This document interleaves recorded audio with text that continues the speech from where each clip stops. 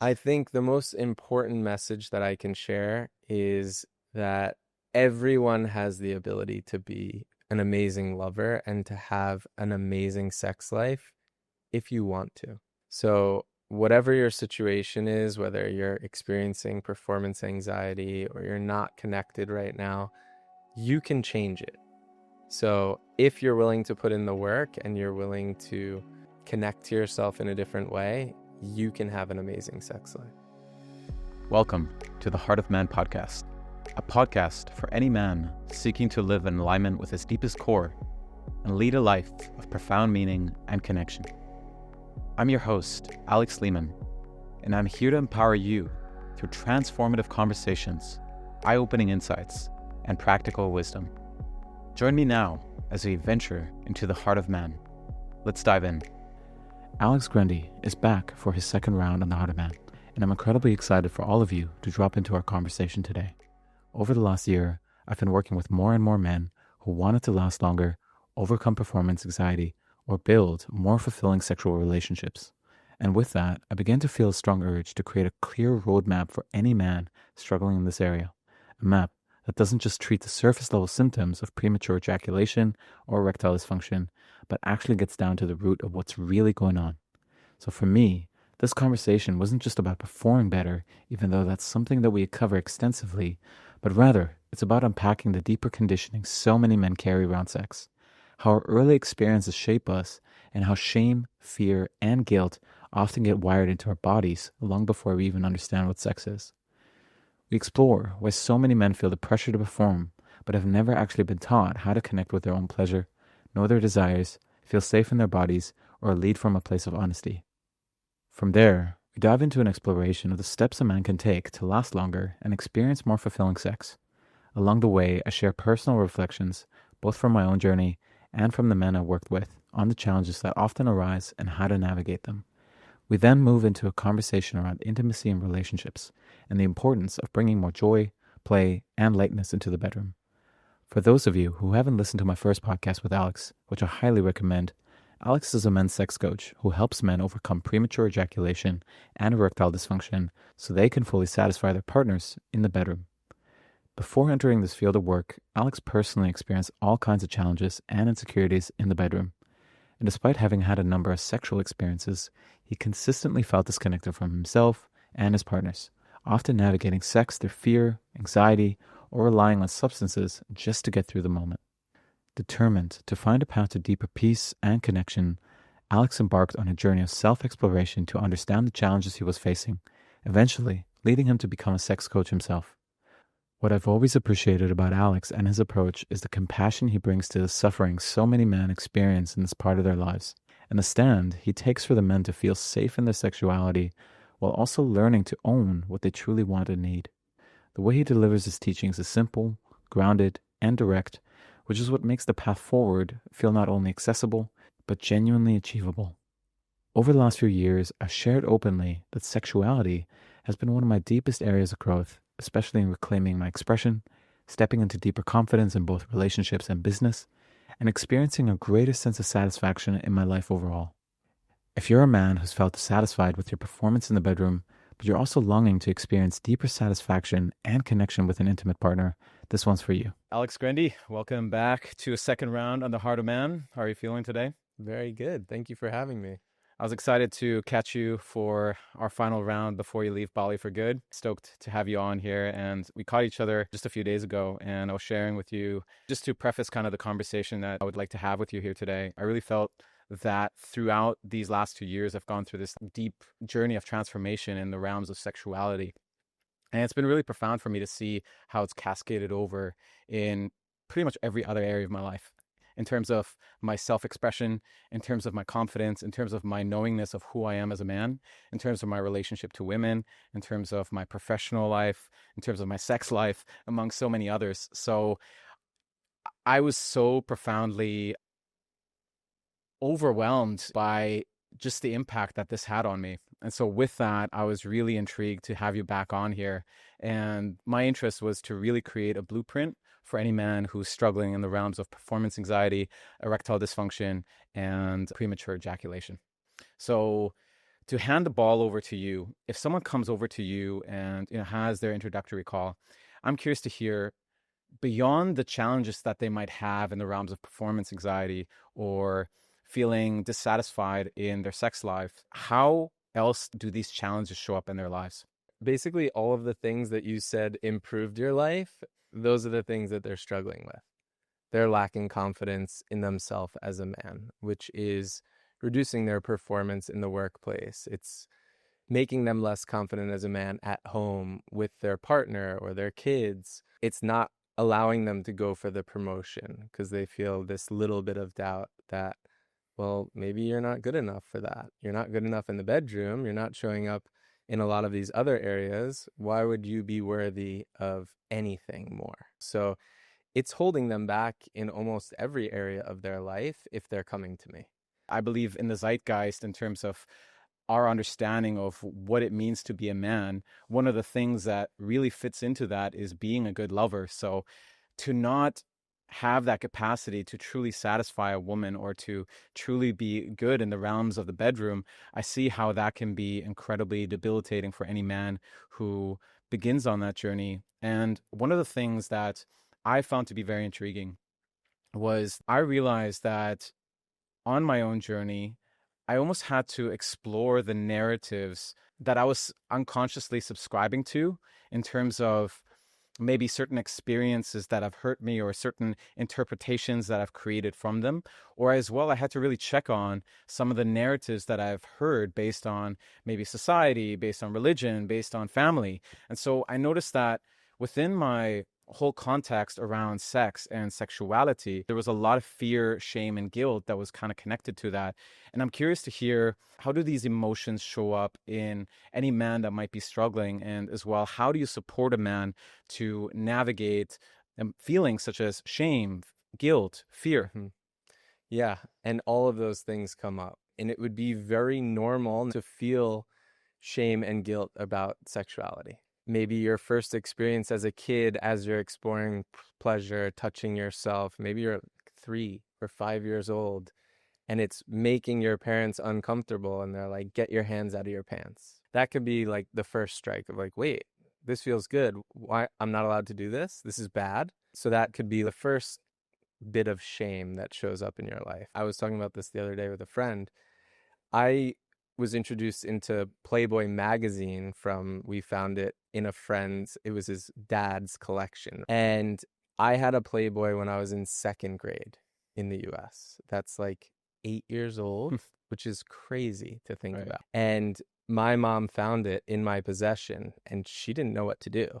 She was just yelling at me, shaming me essentially in some sense, but she didn't know what to do. She was just like shocked. And I wasn't supposed to have that. But in essence, like, was I doing something wrong? I saw these pictures of naked women that were interesting to me and like made me aroused. And then the first thing that happened when I was found with that was I was yelled at. So I was, again, told that's not okay. That's bad. Then another experience could be religion or even just masturbating as a kid for the first time as you're exploring your pleasure. You don't want to get caught. So almost everything is telling us that sex is a bit scary. There's fear around it. Or sex ed class, for example. When I had that in health class, it was about STDs and unplanned pregnancy. Basically, like, don't have sex. It's scary. It's bad. It's not for teenagers. So all of this gets wired into our nervous system where we're just like, whoa, sex is a scary thing.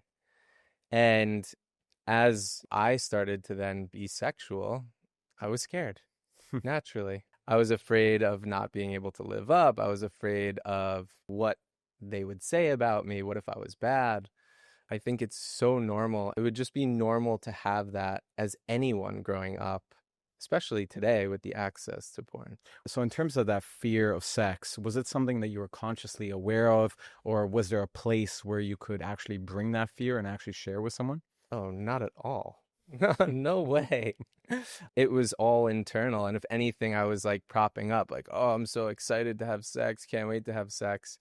Meanwhile, I was terrified. Yeah. So in terms of your response, it really shows how not okay that would be to really share that you might be afraid of sex, Oh, right? yeah. Or you might be afraid of women. Just a few years ago, I had to really acknowledge that there's an aspect of me that's afraid of sex. There's Yeah. afraid of women because there's so much pressure that is almost connected to it in terms of the failure and the significance of it and what it represents. And as you said as well, to your point, I didn't have any place as well to really bring that. And so as a result, we prop, right? And I think that just creates a lot of dysfunction. Yeah. And I know for myself, I was on sports teams, I was a soccer player. So it was always about kind of showing off to the guys, at least in my experience. So, oh, I slept with this person. I got laid last night. It was about showing off. Oh, she was very beautiful. And in reality, it was a poor experience.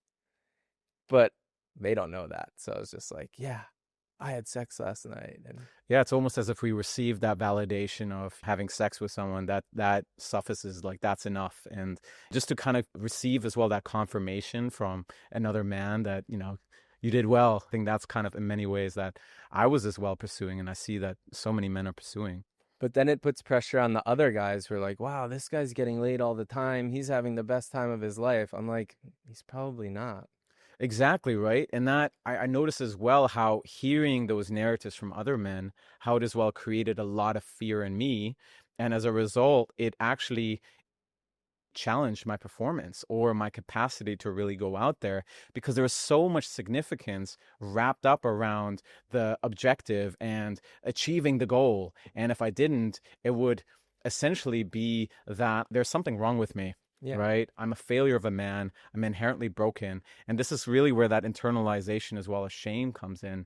And I think that is beyond the fear, a really tricky one as well to navigate. And that's something I really had to as well stare my eyes down over the last few years, looking at how did all those experiences of fear, how did all those experiences that I was left to tend to on my own, how did that lead to this deep experience of internalized shame that there's something wrong with me? There's something wrong with my sexual desire. There's something wrong with my body, Yeah. right? There's something wrong with my penis. And I really had to sit down and really unpack that with myself. And there's various modalities that really supported me in that realm. But I'm curious to hear when a man comes to you, first of all, is he aware that there might be shame underneath the surface? Is he aware there might be fear underneath the surface? And if so, or if not, how do you support him on that? Yeah. I mean, think about it like this. I'm usually the first person they're ever talking Right. to about this. So it's a huge first step to even book a call with me and then show up. So that's already like opening up the door and the space for them to be like, okay, I'm really going to face this for the first time. What do you notice when they actually take that step and actually share whatever needs to be shared or whatever wants to be shared? And, I imagine as well that you show up with a space of compassion and understanding and really receiving, like, I get it, man. I've went through those same struggles. How is that usually received from their end? Yeah, they feel really grateful. I think a lot of times they're scared and they're nervous, but it kind of unfolds on the call as they start to unravel their story. If it's someone who's ready to do the work, it just pours out of them.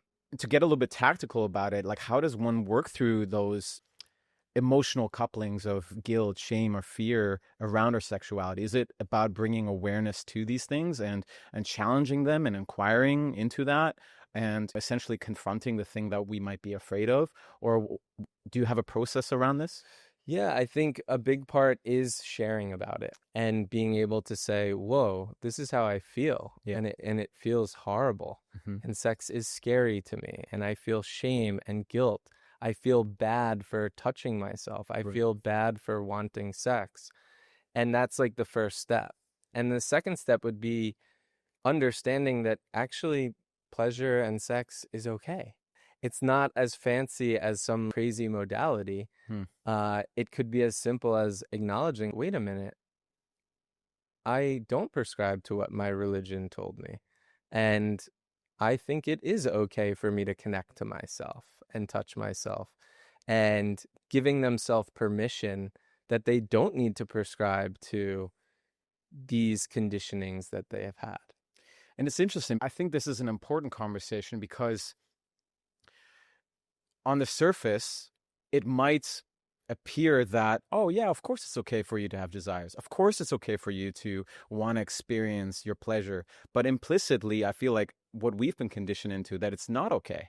Like even something that I sat with just a year ago is how much shame I felt around simply seeing a woman maybe at a cafe or at a coffee shop and finding her beautiful and noticing a sense of attraction towards that person. And that's something I really confronted, to actually find the innocence and actually the beauty in that desire, and as well lean into that and explore elements of, like, going up to that person and really confronting that, saying, I just saw you over there and I found you absolutely beautiful and I was curious about you and I would like to get to know you.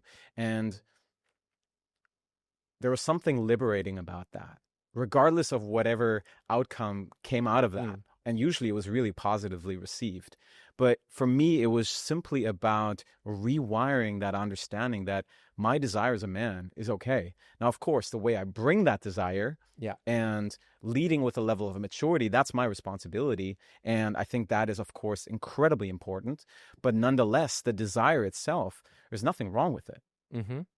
Yeah. Feeling your sexuality and being like, I want to have sex.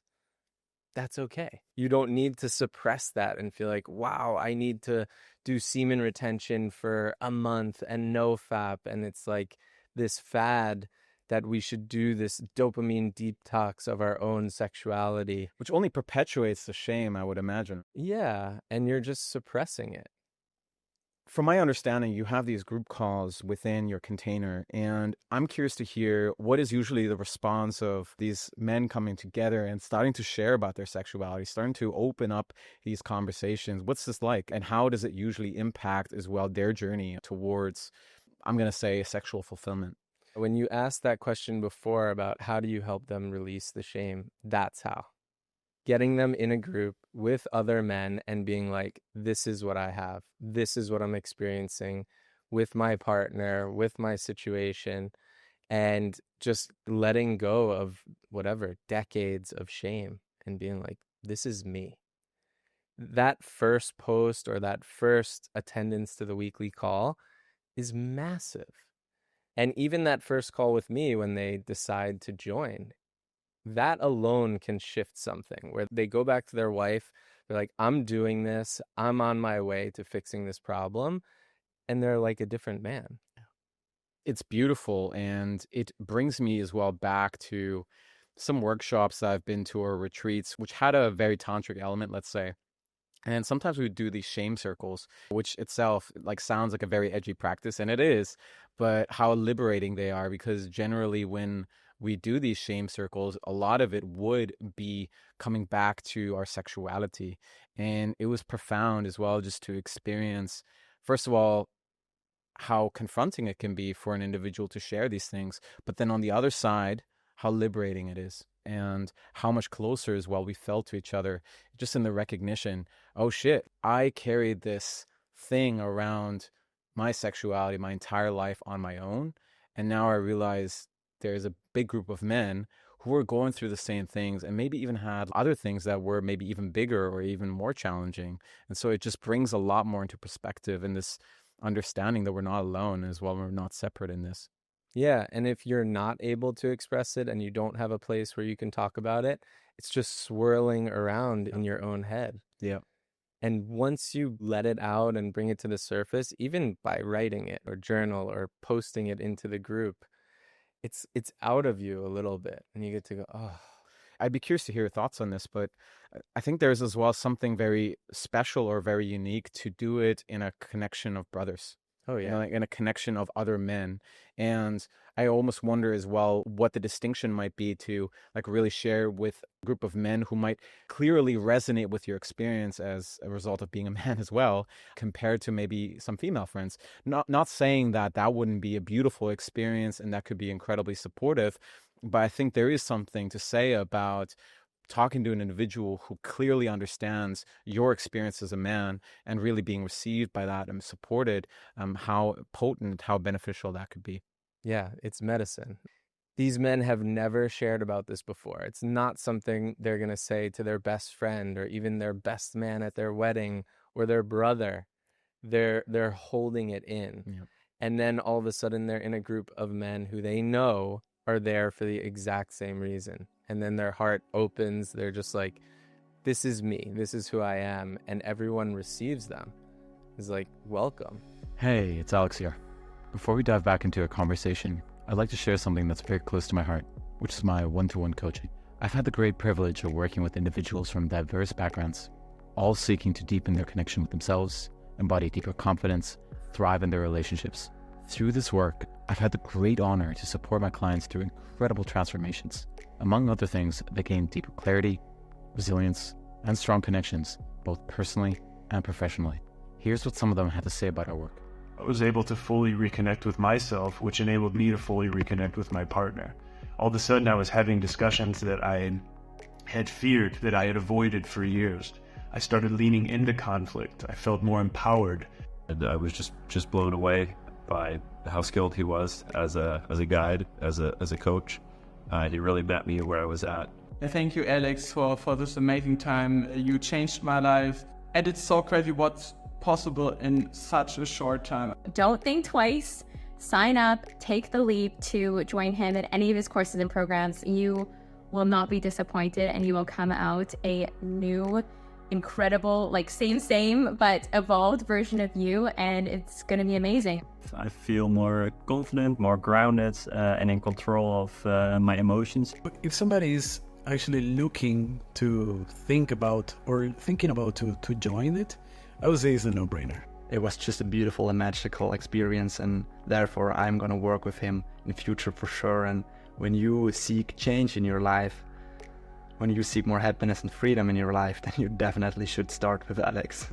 As you can see, people from all corners of the world have experienced profound changes. And while I'm constantly evolving in my work, my one-to-one coaching remains my favorite offering. The intimacy, dedication, and transformation that's present within this container is undeniable. At the time of releasing this episode, I have just one slot available for my one-to-one coaching. If you feel called to take the next step, don't hesitate to reach out. You can find a link to my website, email me, or send me a DM on Instagram, and you'll find all details in the show notes below. As I've communicated in the past as a disclaimer, availability might have changed by the time you hear this. My encouragement is to not let it hold you back if you're feeling the call. Reach out, and I'd be glad to explore how I can support you on your journey. Now, let's get back to our conversation. And one of the things that I've heard you as well speak of, and I believe as well you shared it with me in our first interview, is that we are never taught how to have good sex. Yeah. And sex is essentially a skill for us to learn. I mean, of course, there's some fundamental principles for us to learn, but beyond that, it's a skill. And I almost see how it was expected of us from an early age already to be good lovers without ever having done it. Yeah. It's not really fair. It's like, we expect you to be amazing in bed. Like, no one's ever taught me anything. I've only seen porn. Right. That's my one interpretation of what the best of those are professionals. Right. And they're acting. Yes. Share with me a little bit of the difference between pornographic sex versus, let's just say, real sex. Just right off the bat, porn sex, they are male and female performers. They are performing. So they're also taking performance enhancers. Everything is set up. They're retaking shots. Everything's supposed to just look a certain way. It's not about what feels the best for the performers. They're not trying to connect emotionally or deeply. They're just trying to appear as having good sex. And that's how I tried to have sex. I wanted it to look cool. I wanted it to look good. I wanted to look like porn stars. And I was deeply disconnected from my partners trying to do that. So deeply connected sex would not be just pounding as hard and as fast as you can. It would be intimate, emotional, close, sensual, slow, connecting breath, being on the same page, presence, things that are certainly not there in porn. It's interesting for me when I hear you because I noticed that from the things that you had said, there's no strategies. And I think this is something maybe that we as men can get somewhat caught up in in order to be good lovers, we believe we need a certain technique or a certain strategy. And I reflect on the fact that I think a lot of my growth has come more from this understanding of principles versus strategies and techniques, certain understandings of what you had communicated, maybe removing the goal and leading from a place of curiosity, slowing down, bringing a level of sensitivity and attunement. If you were just to compare the importance of principles versus certain techniques or strategies, what would you say? It's certainly not about like specific technique. It's about being connected to yourself and being in your power, in your confidence, and being able to honor your own wants and needs and ask for them. It's not hitting the right spot and all this. Knowing good technique is important, and I think it's super valuable to know how to touch a woman and understand different erogenous zones. But without that level of presence and groundedness and being able to pause and say, hey, can you slow down and touch me like this?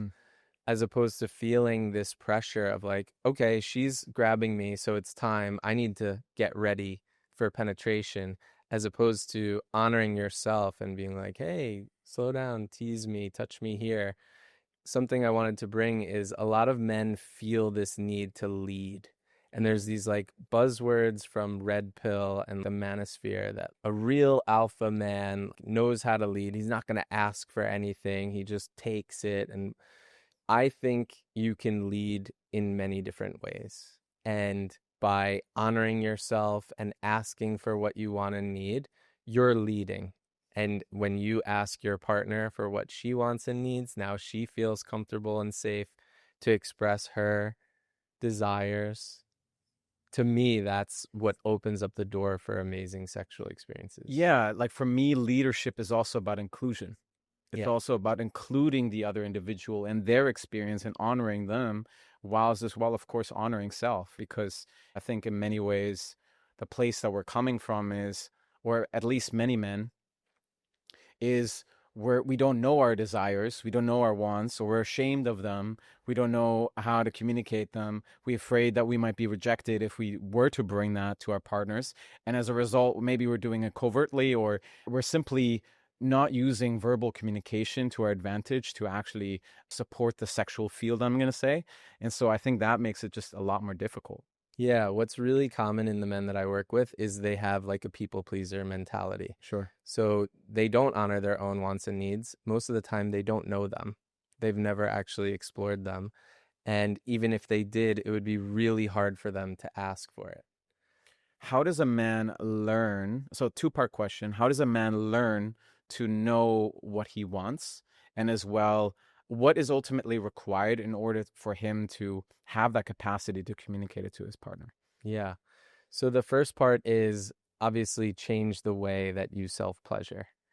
Just masturbating to porn in a computer chair is not going to help you really understand your wants and needs. So trying different practices like body mapping or edging, where you're incorporating all parts of your body, learning how to connect your breath and move your sexual energy in a completely different way than you have before. Then you're exploring your body with curiosity and saying, wow, I didn't know I loved my neck or my ear or my side touched. And that can be really arousing and be a beautiful part of foreplay. I almost consider this could be such an edge for men who, let's say, have only used porn up until a certain point and masturbated and completely done it disassociated and disconnected from themselves, not really understanding what they want. I remember when I removed porn from my life, it took me a while from actually have an erection when I pleasure. And there was a sense of defeat and shame that came from that I'm less of a man. And I stuck to it. But there was something incredibly discouraging and very challenging about that. So where does a man begin? Even the word self-pleasure could be quite confronting for a man who, up until a certain point, maybe would have spoken to it more from masturbating, jacking off, beating off. Yeah, it's a really confronting practice. That's the point, right? You need to kind of bust through a wall of, whoa, this is edgy, this is uncomfortable, I'm scared. this is so unnatural for me to just touch my own body and not feel weird about it. This is something I want a woman to do. I don't want to do this. And then that kind of reframes but pleasure's okay. You're allowed to touch yourself and it actually feels good. So I don't expect men to do that practice for the first time and be like, it was amazing. They're like, that sucked. And I'm like, good, let's talk about why. Yeah, I was in my head. I was looking at the clock. I didn't feel that good. And then you start to ask more questions. Well, were you connected to your breath?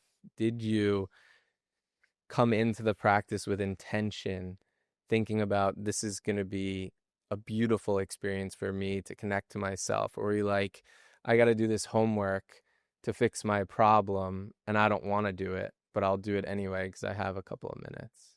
And then as we talk through it, they're like, oh yeah, I didn't do that. I didn't do that. I didn't do that. Okay, so it makes sense why you didn't have a good first practice, and it does take time. So for that first, even just body mapping, learning how to connect to your breath and arousal without genital stimulation, to me, that takes 5 to 10 practices to have an aha moment where you go, whoa, I was connected. I felt something different. I felt completely out of my head, maybe a tingling sensation. For myself, I remember just being like, this sucks. Yeah. Well, and I wonder almost if we need to backtrack a little bit, because I'm noticing that in order for us to really go into this place of self-pleasure and actually receive pleasure and be ultimately in a state of receivership, I see that we have to be predominantly more in kind of a relaxed state. Mm-hmm. And I see that with so many men that, first of all, they're just very stressed. And they have that, I'm going to argue, habituated, disconnected experience to their bodies. And also have been habituated more towards a certain level of goal orientation when it comes to sex and going for that ejaculation or going for that climax experience. So how does one actually come into that frequency, I'm going to say, of pleasure? Definitely the first step to that process is understanding and bringing awareness to your stress and being able to reduce that in your daily life, pausing. And that's another like really confronting one for a lot of men when they realize, oh, I can stop and breathe and connect to maybe 5 or 10 belly breaths, and my extreme stress will dissipate a little bit. Do you give them ways to start noticing that? Is there a certain process around bringing awareness to that underlying stress that might be ever present? First is talking about it. Like, hey, this might be a problem. And they're like, I'm really stressed. Okay, so the next time you get stressed and you feel tightness in your chest or you feel you're holding your breath, I want you to try this breath, belly breathing. And for some men, they're like, I had to do it 50 times today. Holy shit. I'm way more stressed than I thought. Right. You know? So that's an eye-opener in and of itself. I've been living my life in this crazy level of stress. And that can also be compassion and understanding. Of course, I've had problems now. Now I understand how this can work and that there's a path forward. And I can imagine as well that brings a level of, I'm going to say, self-forgiveness almost towards the challenges that they have, just in terms of understanding, oh, this is why I have these challenges. Yeah. And for most men, there is no playbook for this. Sure. They don't know why this is happening. They have no clue. Yep. So each step of the way is like, oh, okay. And now I'm learning how to get back in my body when I'm completely stressed in my daily life. Step 2, let me bring that to just basic touch and pleasure in my body. Then with genital touch, then with integrating it with a partner. So it's this progression. Yep. And each step of the way brings its own challenges. And depending on each man, they'll do it, faster or slower, depending on what comes up. Yeah. Absolutely. I mean, I can see as well how that process works really well, and it's definitely been as well part of my own progression. And for any man who is experiencing erectile dysfunction or premature ejaculation or delayed ejaculation, how does stress fit in there? Just for a man who has no clue about this, and give them a little bit of the 101 understanding of that. Yeah, so I've experienced all three Right. at different points in my life. And in those moments, I'm stressed about one of those things only. So if it was delayed ejaculation, there was one partner in particular who was very upset if I didn't. So I felt this pressure that I had to. Yeah. And it just built and built. And at that time, I wasn't a good communicator, and I couldn't really express how I felt or diffuse the situation. So it just was, okay, it didn't happen. Well, next time, even more pressure. Okay, I really have to do it, or I'm going to upset her. Or I'm going to make her feel like she's not attractive. So the stress comes from fixating on this one problem. And just to as well bring a little bit of my own personal experiences of this, it's really intriguing for me to see how one event from our past that can be really confronting or really overwhelming can impact us in the future. An example where in one of my first sexual experiences with a woman, I ejaculated way sooner than I wanted to. And there was so much shame around it. And I noticed that how in the aftermath with future women, the first time I would have sex with them, I was really terrified. Generally, if we were to have sex for the second or third time, things would be fine. There's a certain calming down of my nervous system. But it's like that first time, because of that experience that I had, there's so much pressure. And generally, that is the place as well where it comes to that. And I've heard so many men as well speak to those same accounts. Yeah, your first sexual experience can have a huge impact on your sex life. And if it was bad, like most people's, you're going to be nervous. I don't know many people who are like, I had the best first time. It's two people who have no clue what they're doing more often than not. I know my first sexual experience did not go the way that I wanted it to. So yeah, you are thinking about it the next time, and it's difficult. I'm thinking of one of my mentors who speaks about this idea. In order for us to really be competent in our sexuality, in order for us to really last longer, we actually have to have a level of emotional digestion. So any form of emotional indigestion, so as an example, any emotions that haven't been fully completed or processed or that lead to a level of stress. We could be holding anger, or we could be holding frustration, we could be holding guilt, shame, whatever that might be. That could even as well lead to a certain level of premature ejaculation. Could you speak a little bit more about that? Yeah, I think most men want to believe that this is a problem in the bedroom and that's it. But I've had clients who needed to have a really difficult conversation with a family member. Right. Or they had a boundary that they needed to hold. And when they finally spoke up about something that had nothing to do with sex, it opened up this huge opportunity for them to express themselves with their partner and feel lighter, and so much stress left their body. And that was one of the biggest keys to being able to overcome it. Talk to me a little bit about how the way we choose to spend our day might impact our sexual experience. Let's say if we want to engage sexually with our partners in the evenings, how that might impact us, because I've seen that quite a bit as well, the disparity between a man who, let's just say, is just on the grind throughout the entire day, is completely disassociated, completely disconnected, and his sexual performance in bed in the evening, or as well his level of emotional connection with his partner, is vastly different from when we, let's say, spend a day where we have a day off, or we're spending it in a sense of play or joy or relaxation. Could you share a little bit how that plays in? Yeah. It's really important to give yourself the time to decompress from your day. I had a client recently who was talking about how he would come home from a long day, was just in the car for a while, would get home, and his wife was ready for action. And he was like, that's the last thing on my mind right now. And she's immediately disappointed. Right. He feels he's disappointing her. Nobody wins. But what he needs to be able to do is share, hey, when I come home from work, I need an hour to myself or to take a shower, to go for a walk, and take myself out of the work mode and be able to transition into intimacy or love. Maybe something really crazy went on that day and he's still ruminating over the stress of a work problem. So then there needs to be that transition. And in that call recently, it was like, well, what do you need after work? Make a list of what's the perfect conditions to have sex after work. What needs to happen? I think it's as well powerful for a man to really know what he really needs and for him to be able to clearly communicate that, even if it might not as well be what his partner wants or his wife wants.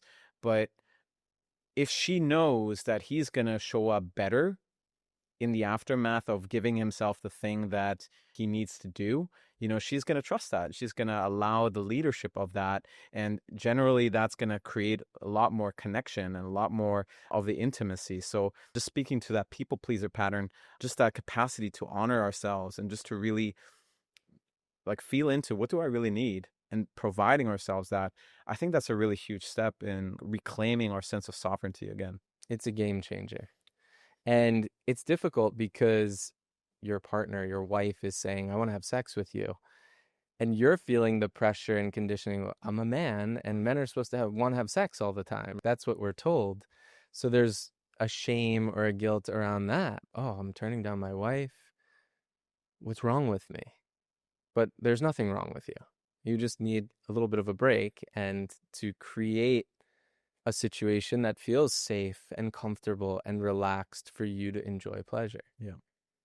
I want to segue a little bit and I want to kind of move down and really hope as well that we're creating a clear map around this. But, we've been exploring a lot around our states of stress and, you were speaking as well to this idea of building a new relationship to our breath. And you spoke to as well belly breaths. And I wonder, is there specific techniques in terms of breathing that you would guide your clients into, or is it really more about bringing awareness to it and using that breath as a vehicle to really slow ourselves down when we notice ourselves being stressed? Yeah, it's not some trick or some specific breath technique. Simple breathing, not even belly breathing, just making sure you're actually connected to your breath, inhaling and exhaling, vibrant inhales, vibrant exhales with sound. That's another thing. During the sexual act. Whether it's on your own or with your partner. Right, when you're engaging sexually. Yes, during sexual arousal. That's the way to move sexual energy. The breath is energy. So if you're inhaling through your nose and it's up your body and then exhaling out the mouth with sound down your body. To me, that's like a visualization of I feel the air. It's moving up from my pelvic floor, up. Right. To my throat and beyond. And then it's all falling down. And that, even that slight sigh is sending a signal to your brain that it's okay to relax. And the opposite of that is I'm not breathing at all. And I'm stressed. And I'm stuck. And I don't know what to do. And I'm just in freeze. Yeah. And everything is out of my control. And I'm trying to control with my mind. Come on, get hard, or come on, last longer, instead of just relaxing into the breath. Yeah, it's so ironic just bringing my own understandings of the nervous system in. Of course, you want to have a slight arousal within the sympathetic state, but generally you want to be in a very relaxed state. That's generally what's going to create a strong erection. Whereas I notice if I'm too stressed, or if I'm in my head and actually disconnected from my body, that's usually when the erection as well fades away. And that's usually as well a surefire way for me to actually go into ejaculation, because I can't actually capacitate all that intensity and the energy that's really there. I think what I would like to as well add is that a big key from my journey has really been as well during the sexual act, beyond just allowing that cyclical flow between inhales and the exhales and the sounding, which are absolutely essential. And even sounding, I think, is such a big one. I recall as well just a few years ago how I would just be like fucking mute. Completely mute. Yeah. Just be kind of like a machine, a robot, like of not making any form of sound. How do you help a man to start expressing sound, and how do you support him as well and understanding as well the value to his partner of him bringing sound? Yeah, there's so much fear around bringing it in with a partner, but first I always have them bring it in self-practice first. Sure. Right? So even before genital touch, they're doing sounding while they're body mapping. And again, that's such a confronting experience. First, they're connecting to their body. They're like, this is weird. Now you want me to moan like a woman? And through that progression, someone will be like, yeah, it felt good. I liked it here and there. I'm like, cool. How was your connection to your breath? Did you get loud? No. Like, okay, next time, try that. And then I show them what it means to be fully in your expression. Could start with, and then build up to, and then really loud. Like, I want them to completely blow the lid off of it. Screaming almost, just to let go of that shame. Sure. Just to have an experience where you're almost laughing at yourself, like, what the fuck am I doing? But it's okay, because the voice in your head is gonna be there. That's, what the fuck are you doing? This is weird. No one's gonna want to see this. What would your father think of you if he saw you like this? But at the same time, that's when you let go of judgment of yourself too. I don't care what anyone thinks of me right now. I'm alone in my bedroom doing a practice.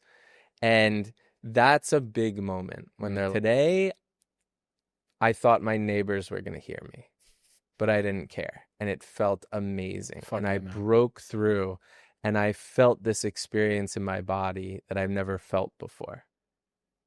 Dude, it just speaks to such a depth of self-acceptance, I would say, just for who we really are. And I even as well reflected before we came together here today around why people might come to you, and as well, what is it about you and the way you present this topic that would actually feel supportive? And I think one of the things that I might just want to reflect to you and what I see is just this depth of acceptance around your sexuality, and it just being so okay and so human and so normal. And what that as well provides is just this deep level of safety. And as well, the other thing as well is just this like deep honoring of each other's experiences, even as well the honoring of a man's experience when he doesn't want to have sex, he doesn't need to. Things like that. I can see how this is really potent for men to come to you just in what I see. And probably a lot of it as well comes to, you were sharing as well in our last podcast, already growing up in a very sex positive family and what imprint that might have had on you. But most of us, we just don't fucking have that, man. Yeah. And that didn't save me from having performance anxiety for 15 years. Right. I still had to go through a similar journey that you just went on. Sure. And but thank you for saying that. I really appreciate it. Yeah. And I do think that having the opportunity to see two men speak about it right now on this podcast is really important, because what access do men have to this? I wanted to say this. This is the first podcast where I even feel free to talk about where I live or where I'm going to live, because I was nervous about getting kicked out of this country. Right. Yeah. So I've been kicked off Instagram. I've been kicked off Facebook. I've been kicked off LinkedIn. Yeah. Wow. How do people get access to this type of support? I think this is just one of the unfortunate things about the times that we're living in, that this is such an important topic and it impacts our lives just so deeply. But the narrative of it depicts one of non-acceptance still of this environment. Yeah. And I can see as well of how it needs to be led with a level of sensitivity. It needs to be led with integrity. It needs to be led with maturity. I've seen a lot as well that I'm not a big fan of. And I would as well say that is not done in a very integrated and mature way. And that's not what I subscribe to. But I think if we can bring it in these ways, then it's just so essential. And just to tie this in, 90% of men with PE don't feel comfortable telling their doctors. And 30 to 50% of men experience it at some point in their lives. And what we just spoke about is a very clear path. Our bodies know that we want to feel safe during sexual arousal. It's just been conditioned in the wrong way. But just like it was learned, it can be unlearned. Nice, man. Just to tie a bow as well towards this map, because I feel like it is a very concise map, and there's a few elements that stood out for me over the last few years on my journey that I might just want to bring in. So returning back to engaging in sexual arousal, whether it's with ourselves or it's with a partner, yes, breath, yes, sound, but I also noticed how bringing our awareness to where am I holding tension in this moment? And then softening whatever residual tension I might have. And what was really interesting for me as well was last year, I was working with a body worker who specifically worked on my pelvis. And it was really intriguing for me to notice how much tension I was storing in my pelvis and how tight they were. And I noticed how just the liberation in that realm, and as well bringing awareness to my pelvic floor and just noticing as well, is it stuck? Is it fucking firm, solid? That's not going to help me in lasting longer. What was really supportive is to really bring some subtle movement within the pelvic floor, but also bringing a level of softening into that. I know we're getting a little bit technical with that, but I wonder, do you have anything to say to that? It can be nice, but it depends on your situation. A lot of men with PE do have an overly tight pelvic floor. They're clenching from pressure, from stress, whatever. That became a response. So for those guys being like, hey, I think you should lift your pelvic floor on the inhale, it's counter. To me, those guys need to completely let go and probably do some perineum massage, maybe even reverse cables like outside of arousal to just bring awareness to that tension. I love that you're pointing out to this, because what I was seeking to communicate was actually exactly that. So I was not referring to the Kegels, but I'm still very happy that you spoke to the Kegels, because I've as well noticed in my own journey that, yes, for some guys it's often spoken about, but I think in my own research of this, I've noticed actually how especially like firm clenching Kegels can actually be very maladaptive and somewhat destructive on one's journey. I have been recently exploring with like subtle lifts, but just very gentle, not even anything with a lot of tension, and just exploring that with breath. And we're going a little bit more into the realm around like Taoist practices and tantric practices, which I personally find to be valuable, but are not really required. But I think there is something to say around the reverse Kegels, and as well just the exploring, like even just in this moment, like when you're speaking, I noticed, oh, can I soften that back a little bit? And I even noticed again, oh, okay, there was a bit of a tightness. Let me just soften that back. Just to touch a little bit on an edging practice, and when one engages with sexual energy, whether it's with themselves or with a partner, and they want to explore edging, if we have 0 as no arousal and 10 is ejaculation, really exploring a little bit of our understanding of our arousal system. How does a man establish a healthy relationship to that within himself? Because what I've found as well in my own pursuit or explorations around edging is that,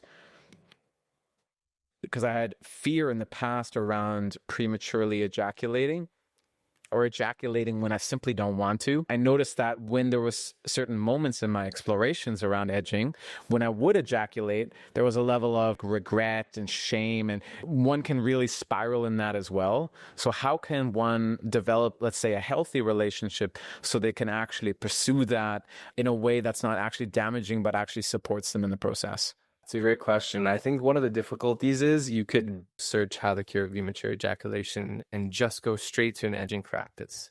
But without steps 1 and 2, which you already talked about, reducing your stress and being able to connect to your breath and move your sexual energy, it's really difficult to just jump into an edging practice without parts 1 and 2. So if you do have deep connection to your body and your breath, and now you're exploring genital touch, first things first, the first 5 times, I want you to go over the edge. Give yourself that permission and then celebrate the ejaculation, because the point is to learn your arousal. Okay, you went earlier than you felt. What was going on? Well, I took it too far. I went to 95% and I tried to bring it back down. Okay, next time, go to 80%. And that's kind of the progression of understanding what is too far for me to be able to control myself. And you have to go over the edge to do that. But the next part of that is, I think men are trying to prolong the time that it takes to get to the edge in their edging practice. Like they're directly correlated. And to me, the purpose of your edging practice is still just learning your arousals. I noticed the desire for me to explore a little bit more around the realms of sex and intimacy, just to tie a bow around our conversation. We did speak about how a man can connect to his wants, but I feel like we haven't fully completed that answer. So I wonder if we can return back to that, just to give an understanding of, if a man doesn't know his wants, how does he actually establish that? How does he know his fantasies? How does he know his desires? The only way that I really know to answer that is by exploring yourself.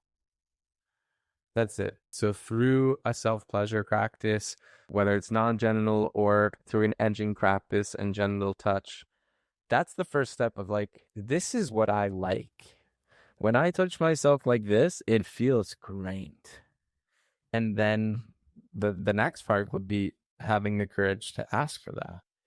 Some men have a difficulty asking for oral sex or a certain type of touch. Maybe they think their partner won't accept them for it or won't want to do it. But being able to ask and be willing to hear the answer is no, and not be like totally defeated by that. It's like, oh, well, is there anything else you would like to do instead? Kind of meet in the middle. But yeah, self-exploration is going to be the most important way. That type of body mapping practice, you can also do that with a partner, which is like this slow integration of, it's not genital, but it is sexual arousal in this really gradual process.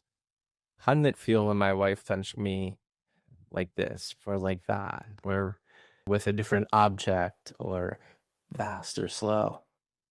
I think there's also something potent in that exploration of maybe taking the penetration off the table, because I think so much of that can sometimes, when we engage with sexual energy or excitement or arousal or desire, so much can be directed and forwarded towards the penetration. But let's just say we put it off the table. Okay, what do we do now, right? And then that's where we actually have to step into the curiosity. That's when we have to step into the exploration around, all right, like how else can we connect to a sense of pleasure if we take that completely off the table? Because I think sometimes there can be a little bit of that rush towards the penetrative act, which doesn't actually allow the spaciousness and the time for actually the arousal for her to build. And that's something as well I've heard from other women as well. And so I think really taking that off the table softens their capacity to really explore their curiosity and their sexual energy. Yeah, and then there's safety in knowing that this practice isn't going to lead to sex because there's no ulterior motive. Like, hey, babe, I want to give you a massage. To some women might feel like, oh, you want to just have sex, right? Yeah. And this is a gateway. Yep. Whereas like, no, sex is off the table. I just want to give this to you. It's like, oh, then they can soften. Yeah. One of the things that I'd heard you say, which I find interesting, is if you're not having fun and laughing, you're being too serious. Yeah. Tell me more about, what does a culture of play do in the bedroom? Well, let's start with the self-pleasure practice, right? So men are so goal-oriented. They get in there. They're like, all right, I'm doing this body mapping thing. I want to hit 15 minutes. I want to hit the goal. And they're efforting and they're controlling. And there is no fun. I'm trying to hit my mark. And there's no letting go at all. And one of the coolest things about men who want to overcome premature ejaculation, right? They want to have control in the bedroom. The only way to get control is to let go of control. It's hilarious. It's such a paradox. And it's the only way. You just have to let go. Powerful, man. So I want to bring that into their self-practice first. I want them to realize this isn't serious. You don't want to go into a practice thinking this is homework. I'm doing this to fix my PE problem, my ED problem. it's like, no, I want to connect deeper to myself. And this is me getting to pleasure myself. This is going to be fun. This is a good time. Let me enjoy it. Let me smile. Let me laugh. It's not serious. And it just opens up this freedom. And so much of that is letting go of like, I don't give a shit what happens during this practice. Yeah, there's a guideline and I want to do it correctly, but I also don't really care. I just want to see what happens. Let's see where it takes me. Right. And now when you think about integrating that with your partner, it's the same kind of thing. Like sex isn't so serious. It's not like a movie where it's passionate and it has to be perfect. Can be. It can be, and that's awesome too, but it can also be like fun. And oh, we're laughing and we're smiling and we're just enjoying each other. And then it got intense and then we laughed again. It's not this pressure, like no one's watching. Yeah, I don't know, man. I don't know where that's coming from, this pressure, but it's almost like this connotation around that's not masculine if we do it like that. Or I'm here to get my needs met. Or I need to make sure that I am a good lover. So I am on a goal and I can't play around, Alex. Yeah. I don't know where it's coming from. I think of a movie, right? Oh, if you laugh or smile, it's going to spoil the mood. She's going to be turned off. Going to diffuse the sexual energy. Yeah, you're going to ruin it. No, you're not. Have fun. Enjoy it. Take the pressure out of it.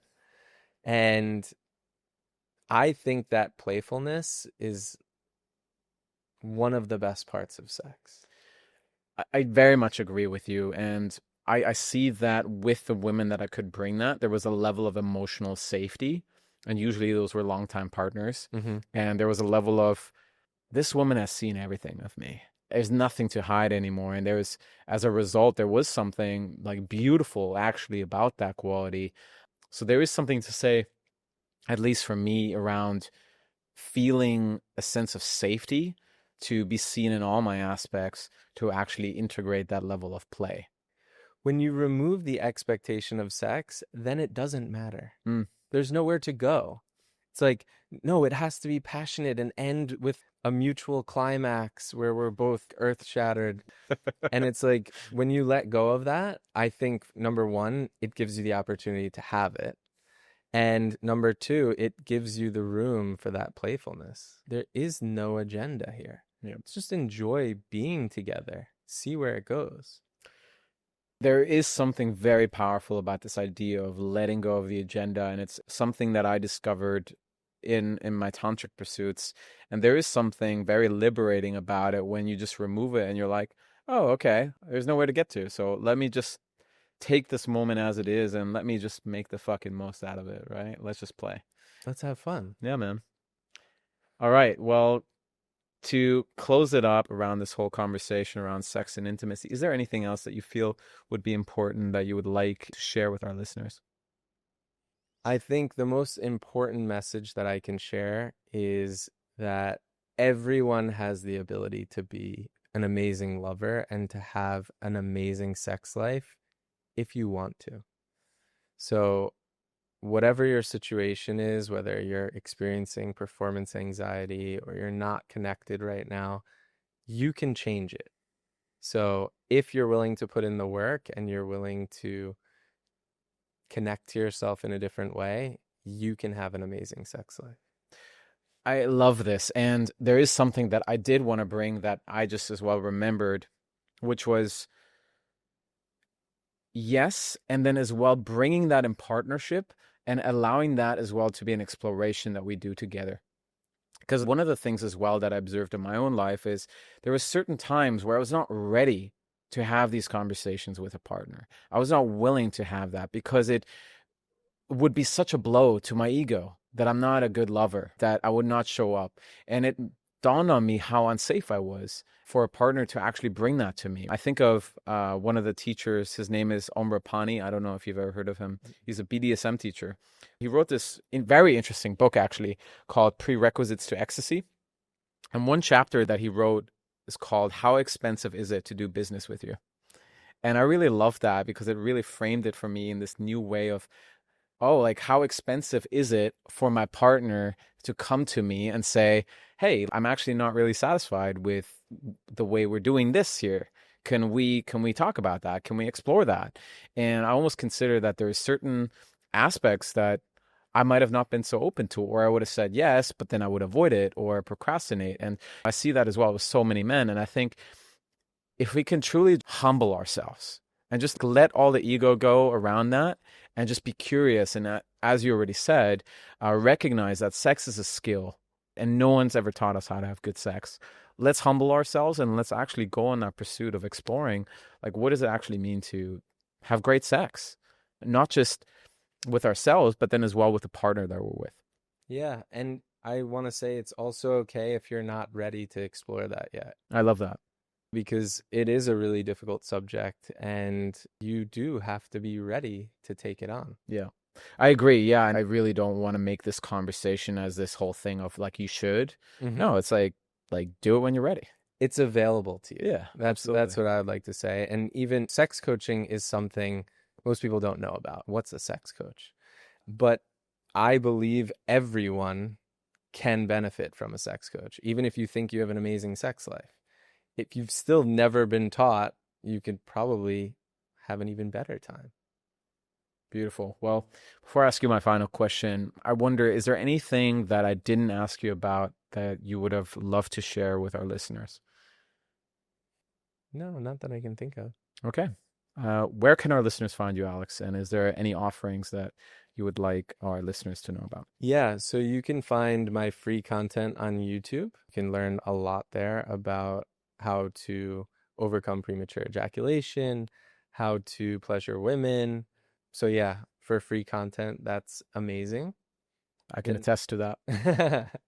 The next place I would go if you wanted to do deep work and work with me directly would be alexgrendi.com. That's a place for men who are really struggling with premature ejaculation or erectile dysfunction. And you could book a call with me and we can see if we're the right fit. Wonderful. And as always, I'll make sure as well just to put that in the show notes. Before I ask you my final question, I just want to say thank you for coming on today for a second round.